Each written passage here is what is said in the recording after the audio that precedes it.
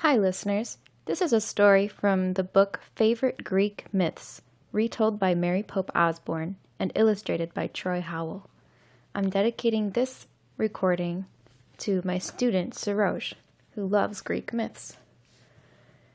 The title of this story is called Chariot of the Sun God. It's the story of Phaethon and Helios. Phaethon is the son of the sun god. Helios is the sun god. Phaethon entered the gleaming palace of the sun god and walked to the throne room. He stopped in the doorway, blinded by the radiance of Helios, the sun god, who wore a purple robe and sat high on a throne of emeralds. Around Helios stood his attendants, whose names were day, month, year, century, hours, spring, summer, autumn, and winter. "Come to me, my boy," said Helios, the sun god. Phaethon stepped forward and bowed his head to shield his eyes from the sun's awesome brightness. Then he kneeled before the throne. "What brings you to seek your father?" Helios asked gently.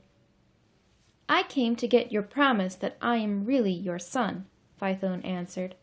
"The boys at school laugh at me and say I'm not, but my mother has always said my father is the sun." "Clymene is right," said Helios. "The nymph Clymene had a child by me, and it was you. To prove I'm your father, I'll give you anything you ask. I swear it by Styx, the river of oaths." "Father, I've only one wish. I want to do what you do early each morning. I want to drive your fiery chariot alone across the sky and turn night into day." "Oh, no, I cannot allow you to do that," cried Helios. "But you promised." "I spoke too rashly. Please, may the gods allow me to take back my promise." "It's too late, father," said Phaethon.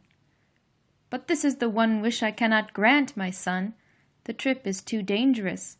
Even Zeus, greatest of all the gods, cannot drive my winged horses. They're hot with fire." "I can drive them, father, if I'm really your son."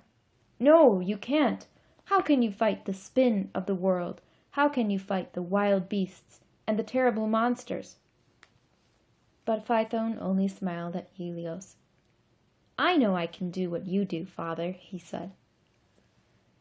The sun god tried to stall for time, but the goddess Dawn was coming quickly upon the palace, getting ready to throw open her crimson doors and to shine forth.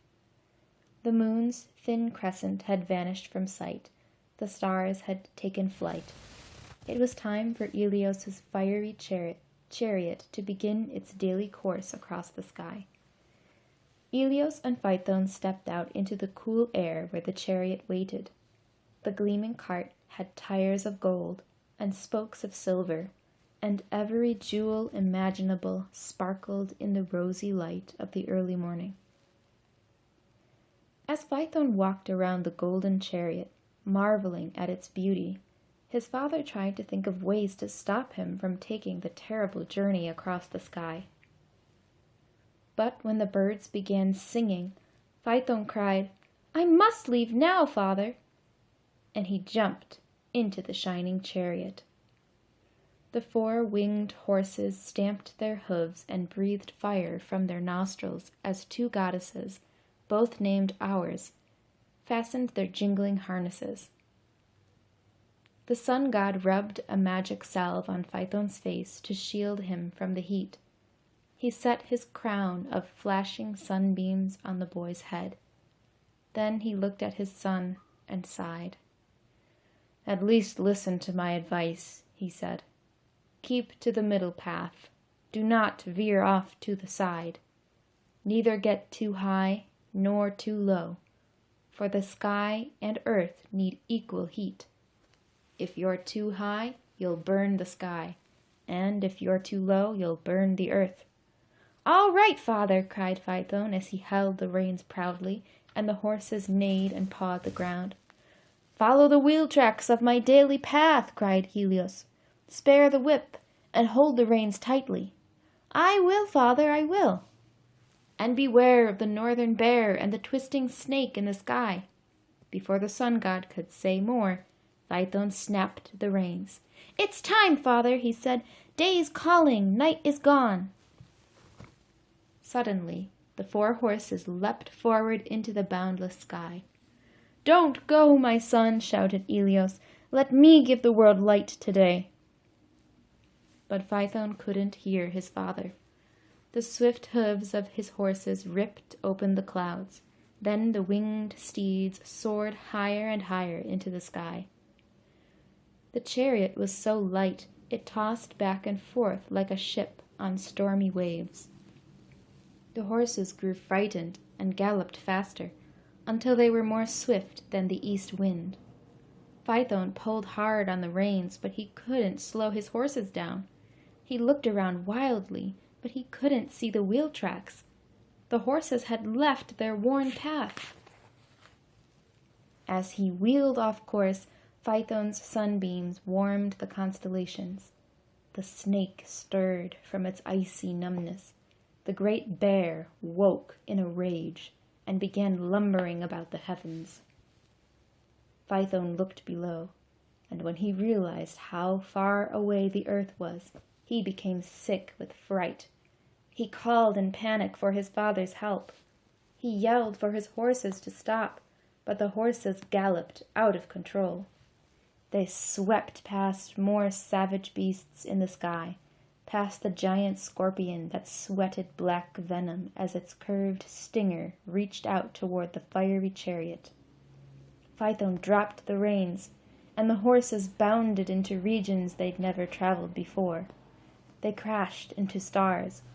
All of heaven cried out in terror as the fiery chariot careened off course. The moon, the skies, and the earth all caught fire.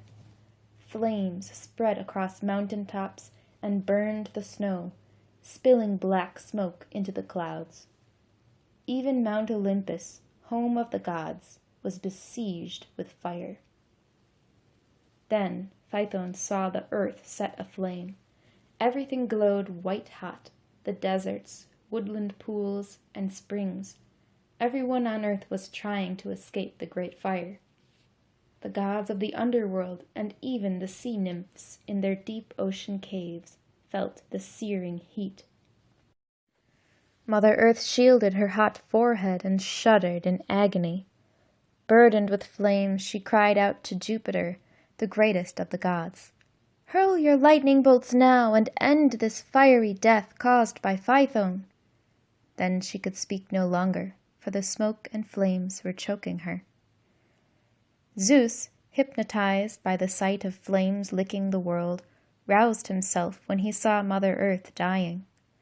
He rolled his thunder, then lifted a giant bolt of lightning behind his head and flung it through the sky. The bolt struck the sun chariot, breaking its wheel and spokes, and fire extinguished fire. Flame put out flame, and the mad horses leapt free of their harnesses as Phaethon fell from the sky. Phaethon's hair was on fire as he fell. Leaving behind a trail of sparks, he looked like a falling star. Far from home, half a world away from his mother, he fell into a river. The river god held Phaethon's poor, smoldering body and bathed his burning face. Then the water nymphs buried Phaethon, and on his tomb they wrote, "Here lies Phaethon who tried to be the sun. Greatly he failed, but greatly he dared." For a whole day the sun god mourned his son. He refused to drive his chariot, and the men and women on earth had to burn fires to gain light and warmth. When Zeus went to see the sun god, he found him sitting on his emerald throne with his head bowed, not moving as he sat in mourning. Zeus bid Helios to look up and to answer to him for not driving his golden chariot.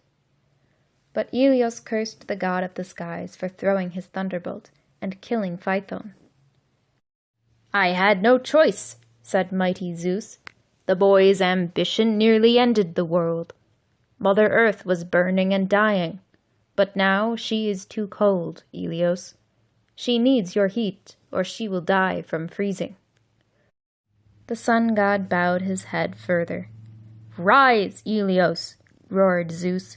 "Stop blaming me for your son's death. You have work to do. The world is waiting for you." The sun god heaved a great sigh, then slowly rose from his throne. Trembling with sorrow, he strode out of his palace.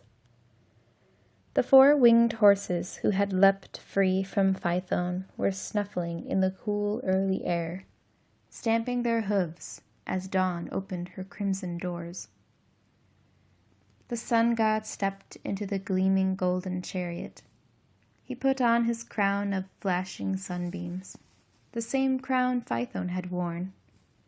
Then the 2 goddesses of Hours yoked the 4 winged horses with jingling harnesses, and as the weeping sun god grabbed the reins tightly and snapped them, they bolted into the boundless blue, sunlit sky.